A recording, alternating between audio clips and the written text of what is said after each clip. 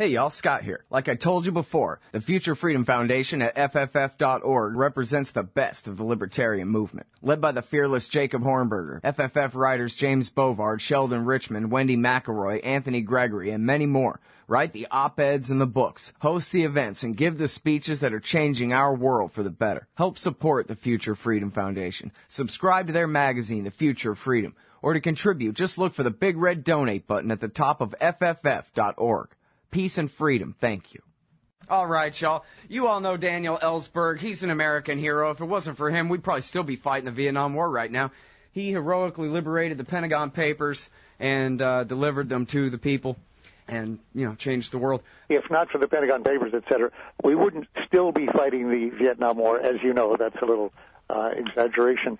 But the interesting point is, if we were fighting the Vietnam War, as futile and stalemated and bloody as that were, we would not have been fighting in Iraq or Afghanistan or sending drones elsewhere all over the world.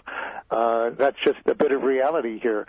Unfortunately, when one futile, bloody, wrongful war ends, you're inoculated for a little while, and we weren't really quick, for example, to go into Honduras or El Salvador or Cuba, as State Department head General Haig would have liked to do. The Vietnam syndrome did last for a while, and then it goes away. So I wasn't so surprised when a new generation was ready to go through the same thing again in Iraq. And 30 years had passed. What has dismayed me about this country and about humans in general is that after Iraq, they're so willing to be fooled again and manipulated into going into Iran, which would be an even greater disaster. That is a real dismaying reality that I've faced. Well, yeah, it's amazing, really, even that the lessons of Vietnam were forgotten when that war really touched the lives of a greater percentage of the American people in a big way. When I was a kid, I was born in 76, right? So when I was a kid, all that had been past. But my parents and my friends' parents had lost friends in that thing, and they hated it, Dan. They hated it. They didn't just go, I kind of wish we hadn't have fought the Vietnam we War. Were losing they hated hundreds it. a week. 10,000 deaths in 67. That's more than in all these wars since then put together, right? Much more. Okay, of direct killed. 15,000 dead in 1968. Another 10,000 in 69 under Nixon. About 7,000 in 70, etc. So 58,000 altogether. What American presidents have discovered is they guessed it, and they were right, that Americans would go along with almost indefinitely for a very long time a war in many fewer American deaths, and it didn't matter how many foreign deaths. There was no curiosity, no interest. There's been really no interest in here as to how many Iraqis have really been killed in that over this 10-year span that we're talking about. The highest figure that Bush ever said was 40,000, which is high. It's 40,000 civilians. That's 10 times 9/11. But the real figure at that time, when he was talking about in Lancet studies and Johns Hopkins studies, was more than 10 times that. It was more than 600,000, and that was in 2006. When years after that, the probable total figure is well over 1 million deaths in Iraq. And that's 10 times more the figure that we're now seeing in these retrospectives, which is like 120,000, which actually, big figure, but it actually represents only the figures that have been reported in English-speaking journals, a tiny fraction, a tenth, to be very specific. Well, I think part of that discrepancy is between combat deaths and the excess death rate when you compare? No, it's partly that. But we're talking the 129 figure thousand is not just combat deaths. It includes, of course, civilians killed, and hard to, you don't call that a combat death, really. It's a direct death. But no, the impression given is it's between direct deaths and just people who died otherwise. I think that's mistaken, actually. At least I'll tell you that. I did read a report on that just yesterday, that the difference with the 1.2 million is a difference in method in estimating, and the latter, the larger figure, comes from sampling the entire population, what they call epidemiological studies, of the same character that has been recognized as the best method for discovering a real number of deaths due to war, and that and in those epidemiological studies, they are not asking simply people who died of disease. They are asking people who were killed in one way or another.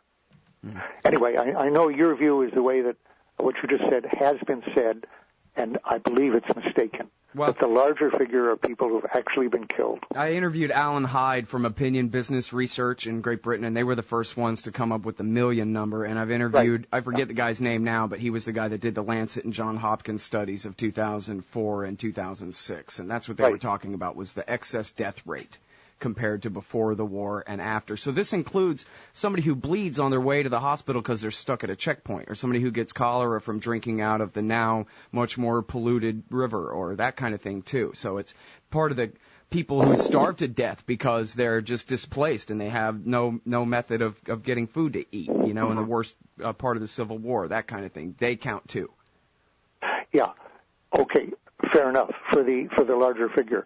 I still say I believe the figure we're seeing now of 129,000 in a report that just came out, which is described as a very high figure, is in fact a very underrated figure based largely on reports and not on epidemiological studies. Right. Yes, absolutely. No. We absolutely agree about that. I think that's, IraqBodyCount.org, they go with individual, verifiable from multiple sources, individual deaths and count them name by name by name. But you can't get a total that way. I come back to my point. I doubt if you'll disagree. Right. Do you sense a great burning curiosity on the part of either Congress or the public or the media as to which of these estimates is closer to the truth, or how many people died? I'm afraid we're living in a country, and it's not an unusual country. It's an ordinary American country, this America, which doesn't care very much how many people their military policies kill if they're foreigners. Do you disagree with that? No, I'm sorry that I agree with you completely. Now, here's where I think you wanted to talk about Bradley Manning, if I'm right. Sure. Well, you know what? You're Dan Ellsberg. Whatever you want to talk about is fine with me. When I hear Bradley Manning, when I read his 10,000-word account there, and the parts of having to do with his motives, which are the motives part are almost exactly the same as he told in confidence the Adrian Lamo who offered him the confidentiality of both a minister and a reporter as he was reporting to the FBI everything that he was told. So what he told in confidence 3 years ago is pretty much the same motives. And what it comes down to is he cared about what was happening to Iraqis. He looked at the video of the Iraqis being killed. He said, and the attitude of the Americans, which, as he put it, was like boys torturing ants with a magnifying glass, sunlight and a magnifying glass. Or he talked about the Iraqis who were he had participated in turning over to their Iraqi torturers illegally, and being told that he should not care about that, but just get more suspects. He had just determined by looking into it that what they were charged with was simply, as he put it, an academic study of corruption in Iraq. Well, studies of corruption in the Iraqi government are hardly academic from the point of view of the Iraqi government or the American government. They undermine our efforts there, and they hide the fact that American money is buying mercenary, corrupt collaboration from collaborators. So they're just the sort of people who need to be tortured, right? And since it's domestically, it raises some question when we do it directly, and especially it diminishes the difference between the Obama administration and the Bush administration. Better that the torture be done by our Iraqi collaborators. So what I'm saying is you've got a man here who actually turns out to care about the people we're torturing and killing, especially the civilians, the so-called innocents, although in terms of international law, I would have to say that people who shoot at occupiers are generally regarded as having a just cause, even if they're not good people themselves. So, any case, he did care, and he wanted to change it. And he saw the only way that he could change it was not from within the system. They wanted to cover that up. It was by, he hoped, provoking American debate, but he said worldwide debate, provoking worldwide debate and discussion and change of these criminal policies.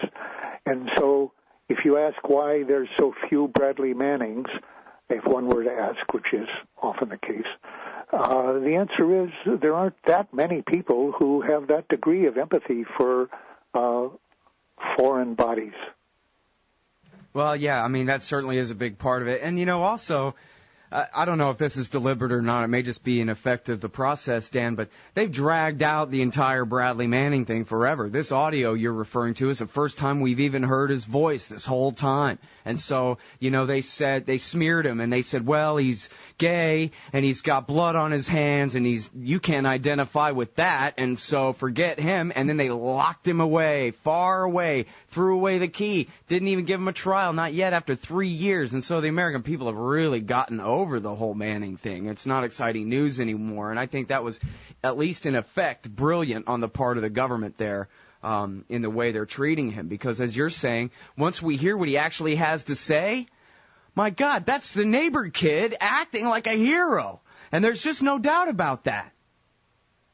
Well, that's right, but there's a young specialist, I think it was John Darby, I think it was, who revealed the Abu Ghraib photos to a military investigator, actually, and set in process a motion which did not end the torture and did not, as a whole, and did not lead to a single prosecution of a higher-up who had ordered this. The only people who were prosecuted or convicted were people who were foolish enough to have had pictures taken of them by their friends and have those pictures circulating. But not one higher-level person prosecuted or convicted. What happens to Darby, the whistleblower, the truth-teller? His family has to move out of town. For a while, he was under a witness protection program. And even now, he can't go home to him because he told the truth about other people from the same town who were, of course, got the same benefit of the doubt, which is to say, unquestioning support of the rapist in Steubenville, right, which got covered up. And with other people passing pictures around, those pictures are not going to help them in the end. People got to be a little more careful when they commit rape, murder, crime, this sort of thing. Try not to get it in the social media. Yeah, well, 21st century digital lessons for us all, I guess. Now, it seems like part of this, you mentioned his motive being, what finally drove him to do this, because, of course, he leaked the Afghan and the State Department documents, too, and all this, but what finally drove him to it was the treatment of Iraqi civilians at the hands of the Iraqi government that was being installed, and it seems like that's a big part of his persecution, too. He started looking into the State Department cables and seeing how much criminality there was there that we were supporting all around the world. But remember, before that, he had given the video, and even before that, and he'd seen that after he had his initial transmission to WikiLeaks was the Afghan and Iraq war logs. And say something on that.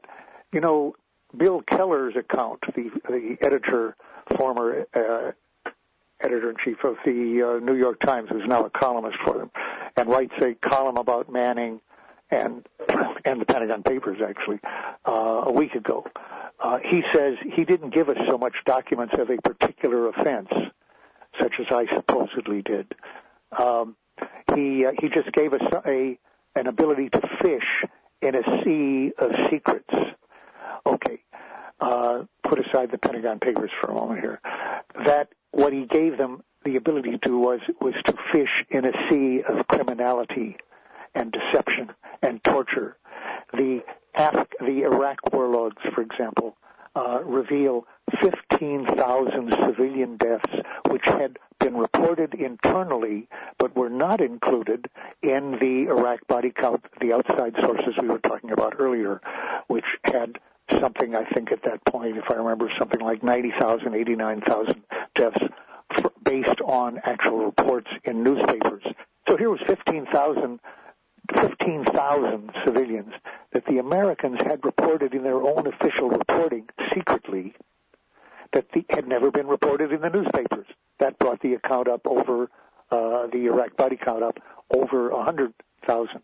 That wasn't just a sea of secrets, that's a sea of atrocities. It also gave the hundreds of instances of torture by our Iraqi allies to whom we were turning people over, knowing they would be tortured. Illegal to do it, and illegal not to investigate it, illegal to give an order, do not investigate. All of that is in the Iraq body counts. In the Afghan, we have the fact of a huge system of assassinations going on, which, remember, in those days, when we first revealed those, the Afghan Iraq war logs, it wasn't yet familiar to us that the American president himself, whether Bush or Obama, was choosing American civilians to be executed by the same type of special forces or by drones. But in this case, we were assassinating a lot of Iraqis with the admission by, as I recall, what was his name, General? Pass that over. He was replaced by Petraeus. His name has slipped my mind. McChrystal in Afghanistan. Yeah, McChrystal. Even McChrystal, who had been in charge of assassination in Iraq earlier for special forces, when he was then in charge in Afghanistan, he says most of the people, we were killing a lot of people, he said, who were innocent. I think an amazing number of people. What? An amazing number of people. Good. I think there he was referring to the checkpoints. Amazing number, right. Okay, well, that's revealed to the New York Times and Keller.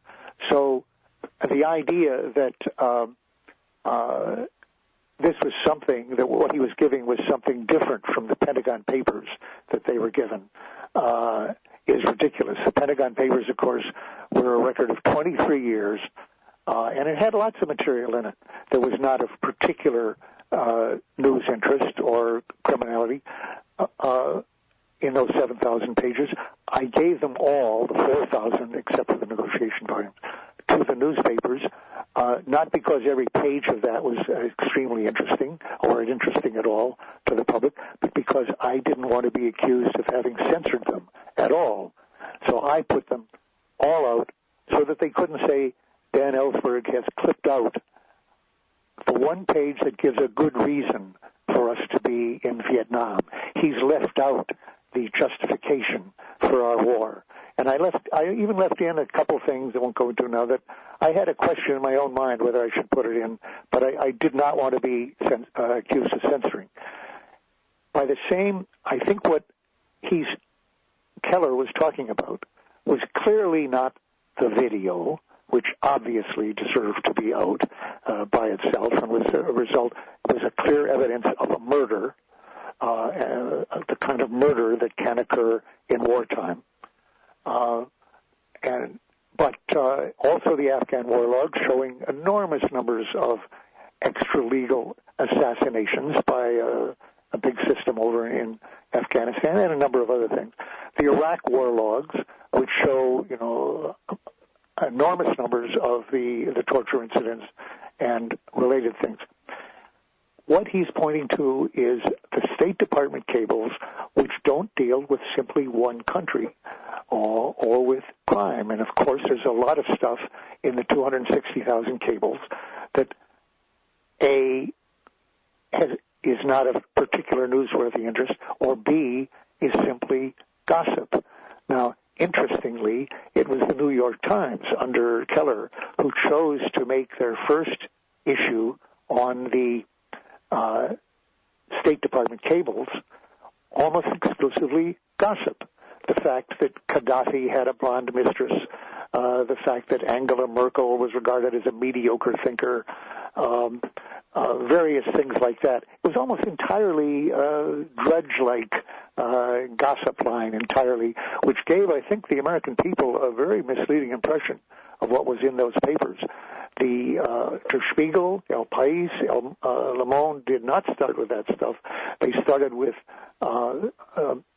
material from those papers that was far more incriminating, let's say, of American policy, and far more newsworthy, and gave a much better impression of what that stuff was.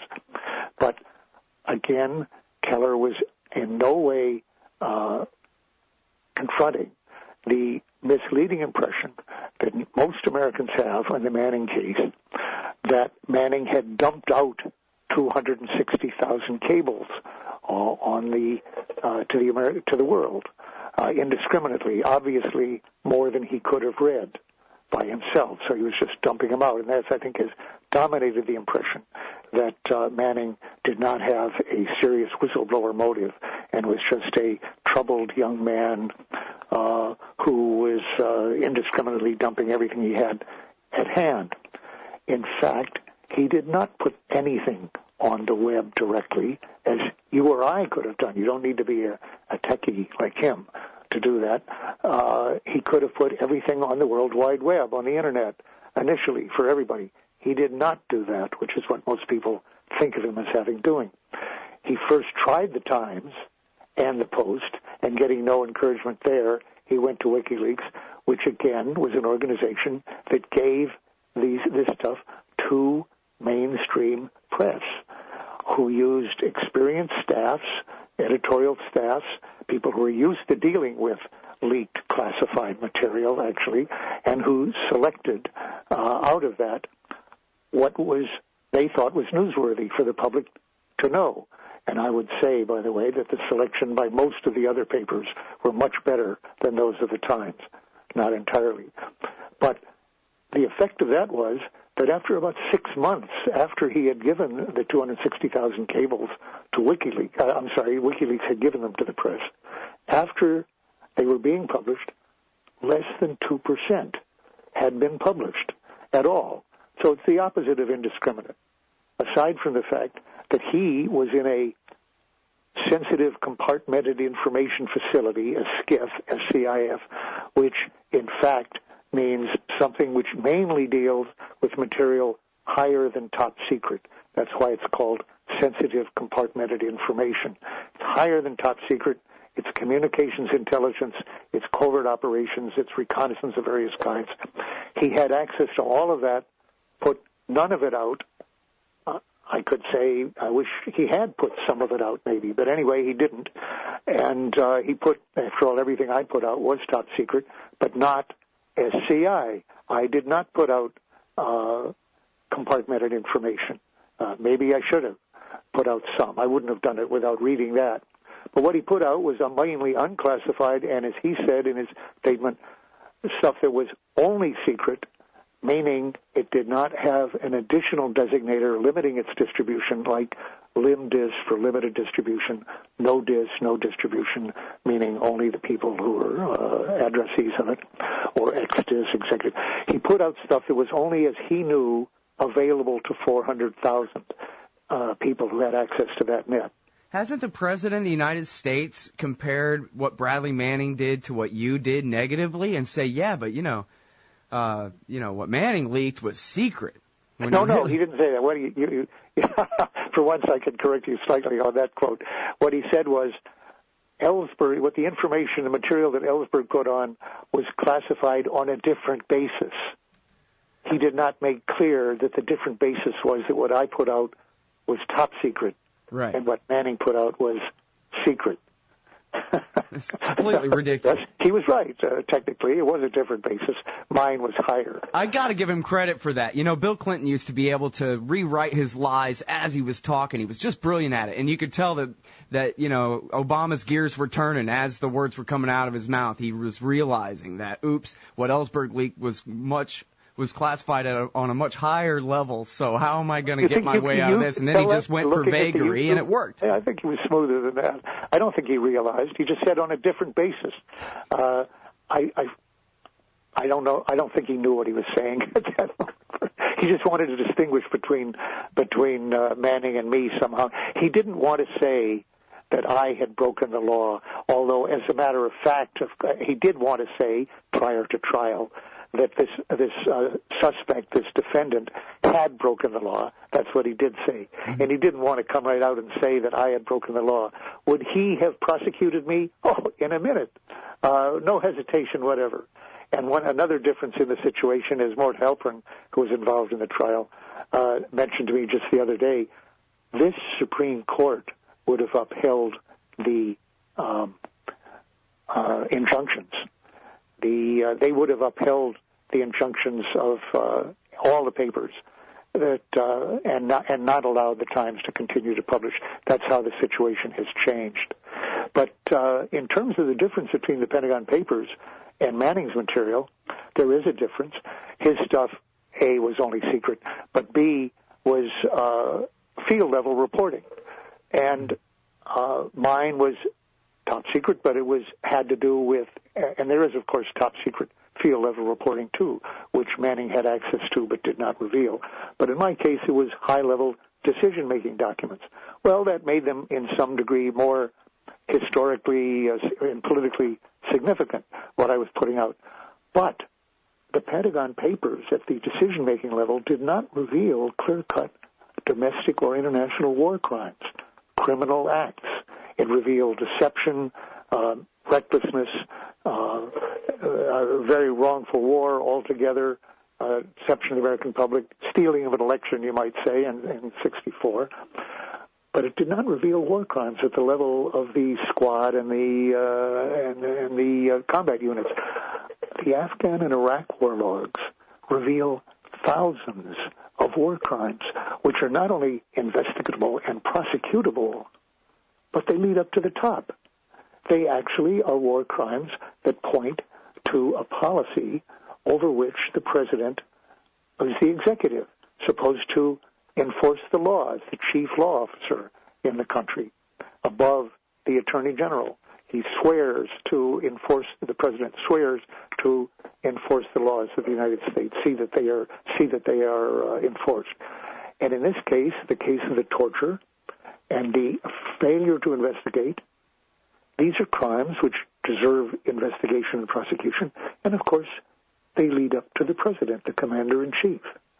So he was actually, Manning was actually, even though it was only at the secret level, was revealing crimes that were more incriminating, literally incriminating, not just embarrassing, to the president than anything revealed in the Pentagon Papers. They were very significant from that point of view, and obviously make him a very dangerous person for the president. Mm-hmm. Well, and Secretary Gates conceded that no individual rat for the other side, or double agent, or Quisling in Afghanistan, or any kind of informant was actually hurt. There was no blood on Manning's hands or Assange's hands for these leaks. No real harm done. Zero blood as far as you know, or Assange. And that is the opposite of the truth, of course, on the hands, legs, waist, chin, neck of the people who use that charge. The chairman of the Joint Chiefs of Staff, other officials involved in the aggression against Iraq, who said he has blood on his hands, or he might already have blood on her hands. They're steeped up to just below the breathing level, I would say, in the blood of innocent people. So there's an irony there. But one other thing occurs to me. This is kind of funny from my own experience. Since he excluded secret stuff that was ex-dis, lim-dis, or no-dis, as I've just defined, and top secret, Manning put out, assuming that it would at most be embarrassing, was a level of material that I didn't have time to read when I was a GS-18 in the Pentagon, working as Special Assistant to the Assistant Secretary of Defense. Having first made the mistake of asking for everything having to do with Vietnam in the daily cables and reports and estimates, I find myself with literally given, 2 stacks of paper that were about 5.5 feet tall, each one just below the level of my head, behind my desk. And I spent a couple days trying to zip through that stuff every day. I said, well, this is impossible. So I said, okay, only give me top secret or lim-dis, ex-dis, no-dis secret. Nothing that's just secret, nothing that's confidential. I just don't have time to read it. Well, it was my assumption that it wasn't as important. I would have said, as he said, I would have said, looking at the State Department cables that Manning was looking at, there isn't going to be much in that. I was wrong. There's a hell of a lot in that, and in the secret Afghan and Iraq logs, which I wouldn't even have had time to look at in the Pentagon. Obviously, I look back now 40 years, 50 years, and said, wow, I was missing quite a bit. After all, I didn't have time. But there was stuff in that. I wouldn't have thought there was as much criminality to be revealed in stuff that was only secret as there is. I guess it's gotten so routine to break domestic laws, which weren't even as clear-cut domestic crimes in my day, in the Vietnam War 40 years ago, like torture, as they are now in the 90s. In the 80s and 90s, we passed laws in the Geneva Convention earlier, which make that as clear-cut a domestic and international crime as there could be. And what Manning revealed was, from material going up through 2010, or almost year and a half into Obama's administration, was that Obama, like Bush, was clearly violating the law, could clearly be his failure to investigate and to promote these activities makes Obama as subject to prosecution in The Hague as Bush, and that's as subject as you can be, except that you're the head of a superpower that doesn't recognize the International Criminal Court anyway, jurisdiction over us, because America, and above all its commander-in-chief, is beyond any law. What do you make of the government charging Manning with aiding the enemy, Dan? Well, it's outrageous. It's a military charge. It's akin to treason, which is defined in the Constitution as waging war against the United States or, adhering to its enemies, giving them aid and comfort. That is the definition of treason in the Constitution. When it's quoted, that crucial phrase, adhering to its enemies, is almost always omitted, or people are ignorant of it. Obviously, neither Manning nor I adhered to the enemies of the United States, and they're not even claiming that, and they wouldn't have claimed it for either of us. So I didn't get charged with treason under the Constitution. Now, this military thing of aiding and comfort to the enemy, which doesn't even involve any motive, whatever, just of helping them, no motive, no element of motive in it. It's just doing something which gives aid and comfort to the enemy. Well, that's every person who criticizes any element of our wrong-headed criminal policies, or, for that matter, our legal policies. Any kind of criticism is going to be of some interest, possibly, to an enemy in wartime, and they'll read it in the paper. They'll do what Osama bin Laden is said to do, see what's in the WikiLeaks cables that are published of interest to us. And obviously, anything that makes us look bad, like supporting corrupt dictatorships around the world, is going to be of interest to them. Anybody who says that, by the way, the military clause has surprised me when I really saw an analysis of it. It says any person. It doesn't have to be military. I didn't know there were military regulations that could be applied to a civilian. I thought I was free of that charge now, being a civilian. No, you don't even have to be a veteran like me. Any person, anybody else, who writes a letter to the editor that would lead some enemy like Osama to say, "Hey, right on, I like that," post that one on the wall. That's good.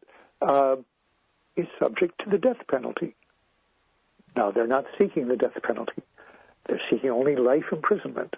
And Floyd Abrams, who has, to a considerable extent, I'm making a strong criticism here, in my view, is to a large extent turned over to the dark side here considerably in recent years, but he used to be a good First Amendment lawyer, has now come out with a letter saying that really criticizing that the death penalty should be applied to get that charge for Bradley Manning.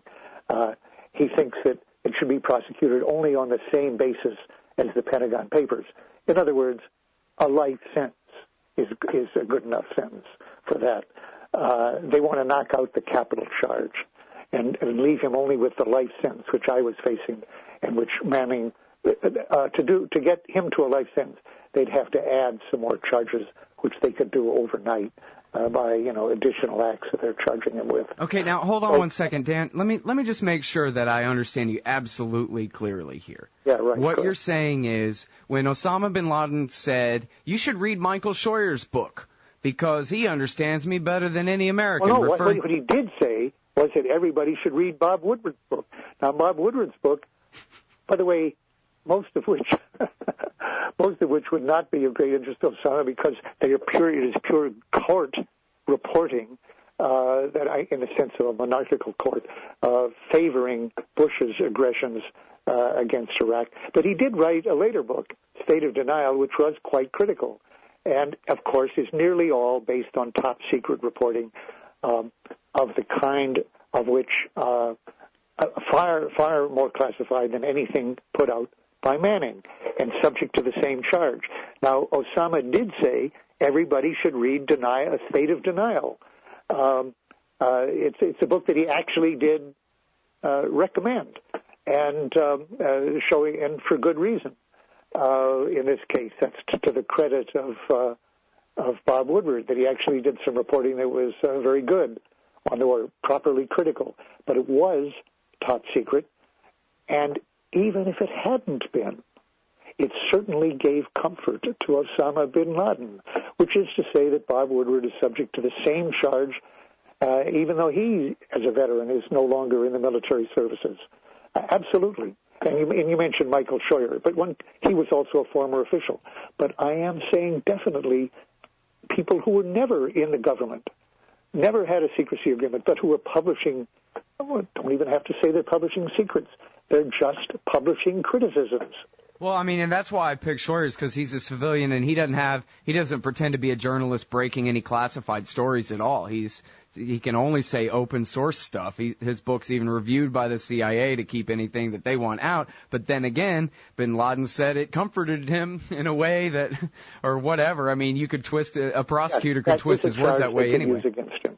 And by the way, they could have, if they'd wanted, they could have said that everything that Scheuer says allegedly from open sources reflects his knowledge of classified information, which is the kind of charge they're using right now against Stephen Kim, who is on trial under the Espionage Act, same charge I was faced with, for giving to a medium, somebody, I forget who, Newsweek or somebody, might have been a television, giving an opinion which they're charging him with reflecting what he knew of from classified sources. Well, now, as he said in his defense, the opinion he was given was just that of somebody who's a specialist on Korea. It's a perfectly straightforward opinion of what the Koreans would do under certain circumstances. He certainly would have given the same opinion if he hadn't read those sources. But they are charging him with being aware and having his opinion framed by classified sources, and they're charging him under the Espionage Act. In short, this is not just a war, Obama's war on whistleblowers, and just more widely, it's a war on truth-telling, which is what we're talking about. It's a war on journalism. I think it was James Goodale of the Times who said recently that to charge Assange with trying to get this information is charging him with a conspiracy to commit journalism. Yeah.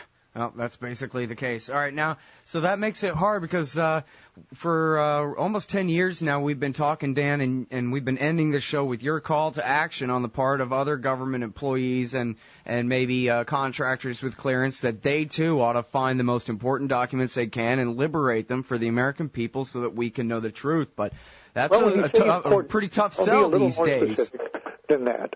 I don't say simply, I wouldn't... Bradley Manning said, perhaps a little naively, that he had been influenced by the Woodrow Wilson statement of calling for open diplomacy, total transparency. I don't know if Wilson really believed that, and I think that young Bradley Manning may actually have taken that seriously, but.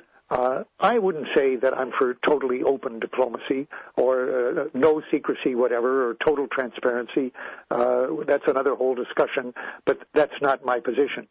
But what I would say is that when people like Manning, and there are many like him, read evidence of clear criminality in the American government that is being covered up systematically by the system, and that is important enough for the country to know so as to change it, bring forces to bear outside the executive branch, from Congress and from the public and from courts, that they should then very much consider taking great personal risk. And in many cases they'll say, it's not worth it. The risks are too high for me. I'm not willing to do it. That's understandable. That's human, and may be very appropriate in a given case.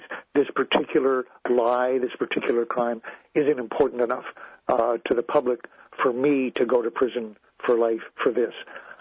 But there will be those, if they consider it, who will react like Manning and say, as he did, I'm ready to go to prison for life or even be executed to get this out, because there is material that's that important.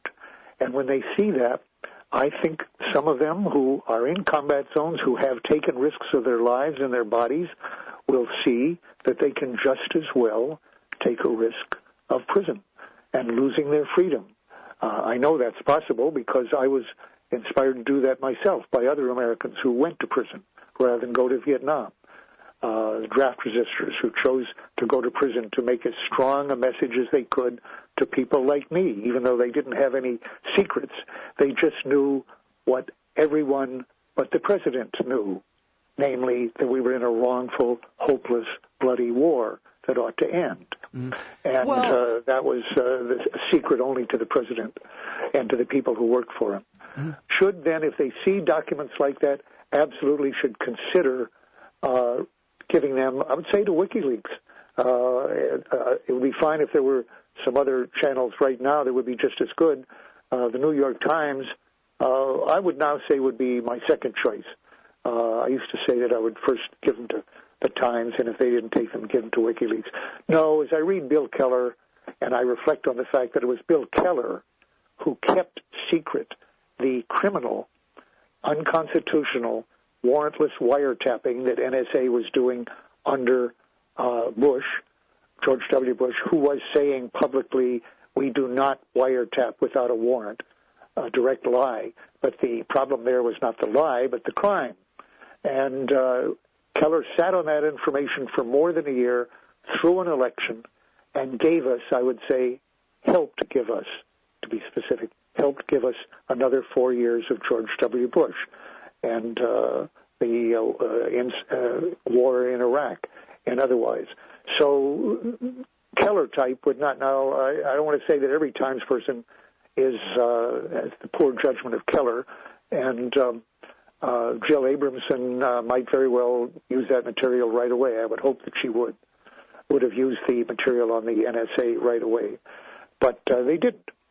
So, and there was a lot of material from the Manning cables that the Times never did get around to putting out, and that was left to El País, and in particular, Der Spiegel did a very good job, and The Guardian generally. If Le Monde had not put out in French the information about Tunisian corruption, Ben Ali, the dictator in Tunisia that we in Tunisia that we had supported up till that time, would still be there. If it had been left to the Times, I don't think there's any reason that they would have decided to put that out. It took Le Monde in their Francophone area in Tunisia to put that out. And I would have to say, I'm not sure I would have put out that cable myself, would have seen it important enough. I think that Manning did better than I would have done at that time. I've learned from his experience. He put out the 260,000 cables, not to the world, but to WikiLeaks. It was used discriminatingly by the press sources that WikiLeaks shared that with, and I probably wouldn't have done that. And now that I see that 3 years have passed, there have been no ill effects that have been reported from this. A few people may have had to, at government expense, shift their jobs from one country to another. This is not even worth mentioning as harm. And having had no harm, he made the right choice. At the secret level, I still wouldn't say I would put out top secret material or higher that I hadn't read. I wouldn't do that. I would put out top secret or compartmented information that I thought was wrongly withheld and that the public needed to know. But that would be based on my reading it. But at the secret level, if I were now faced with that again in his position, I think he did just the right thing. Put it all out and let people discover the multitude of crimes in it. Right. Well, see, now that's the thing. I mean, a lot of this secret level stuff is not outright criminality. It's just really bad policy. In fact, we talked before about how your father could have blown the whistle on the secret plan to develop a hydrogen bomb, and that wasn't necessarily criminal, but the American people should have known at the time. In other countries. And he said, I want to show the world how I forget the phrase he used, first world, you could say, treats the third world, oppresses the third world. He was interested in corruption by other countries that were revealed in those cables, and the way they all screwed countries like Haiti. We did in particular in that case, but others as well. And that is a way, he said in general, asymmetric warfare, which means war of the strong against the weak.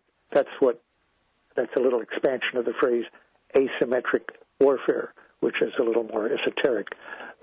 He wanted to show, in other words, you spray bullets at civilians on the ground, as in the video. That's asymmetric warfare. The other side doesn't have helicopters to shoot from, so it's asymmetric. Now, he wanted to show that corporations all over the world were dumping their toxic waste and whatnot in third world countries, and that we knew about it and didn't do anything effective to oppose it. We did it ourselves as well. So he was concerned about enlightening the world. Now, that, in the eyes of some Americans, is practically treasonable behavior. It means caring about people outside this country. That is not, however, the definition of what it is to be a good, patriotic American in terms of our Constitution. As a matter of fact, how does our Declaration of Independence begin? That we owed it to the world to give an accounting of our reasons for revolution and independence. And maybe you're good. What are the words that it starts with? Yeah, it's respect to the opinions of mankind requires that they should declare their causes which impel them to their separation. Country, finds it necessary to separate itself. They owe it to the world, isn't that right? To give them a good accounting. Yeah, respect to the opinion of mankind. Give the world a good accounting of how our first world, the industrialized, corporatized, capitalist world, and socialist world, whatever. I don't know, what shall we call China now? Capitalist, yes, but a particular form of capitalism, very, very close to fascism. Anyway, this is the way the third world gets treated. He wanted the world to see that. So he is also a citizen of the world, otherwise known as a human being, as well as an American patriot. All right, we got to leave it there, Dan. We're all out of time. Thank you so much for your time on the show today. Great to talk to you again. Thanks for the chance. Bye. All right, everybody, that's the great Daniel Ellsberg, liberator of the Pentagon Papers, author of the book Secrets, a Memoir of Vietnam and the Pentagon Papers. Search around on the Internet at the publisher's page. You can find the sample chapter 1, which is great. It's about the day of the Gulf of Tonkin incident, his first day on the job at the Pentagon there. And also check out the great documentary. It's called The Most Dangerous Man in America. It's really good, about the liberation of the Pentagon Papers and that entire controversy. I really hope you'll take a look at that. Man, you need some Liberty stickers for the back of your truck. At LibertyStickers.com, they've got great state hate, like Pearl Harbor was an inside job. The Democrats want your guns. U.S. Army, die for Israel. Police brutality, not just for black people anymore. And government school, why you and your kids are so stupid. Check out these and 1,000 other great ones at LibertyStickers.com. And of course, they'll take care of all your custom printing for your band or your business at TheBumperSticker.com. That's LibertyStickers.com. Everyone else's stickers suck. Hey, all, Scott Horton here, inviting you to check out WallStreetWindow.com. It's a financial blog written by former hedge fund manager Mike Swanson, who's investing in commodities, mining stocks, and European markets. Wall Street Window is unique in that Mike shows people what he's really investing in and updates you when he buys or sells in his main account. Mike thinks his positions are going to go up because of all the money the Federal Reserve is printing to finance the deficit. See what happens at WallStreetWindow.com. And Mike's got a great new book coming out, so also keep your eye on WriterMichaelSwanson.com for more details. So you're a libertarian, and you don't believe the propaganda about government awesomeness you were subjected to in 4th grade. You want real history and economics. Well, learn in your car from professors you can trust with Tom Woods' Liberty Classroom. And if you join through the Liberty Classroom link at scotthorton.org, we'll make a donation to support The Scott Horton Show. Liberty Classroom, the history and economics they didn't teach you. Hey, y'all, Scott Horton here for the Council for the National Interest at councilforthenationalinterest.org. CNI stands against America's negative role in the ongoing Israeli-Palestinian conflict, the war party's relentless push to bomb Iran, and the roles played by twisted Christian Zionism and neocon-engineered Islamophobia in justifying it all. The Council for the National Interest works tirelessly to expose and oppose our government's most destructive policies, but they can't do it without you. Support CNI's push to straighten out America's crooked course. Check out the Council for the National Interest at councilforthenationalinterest.org and click Donate under About Us at the top of the page. That's councilforthenationalinterest.org.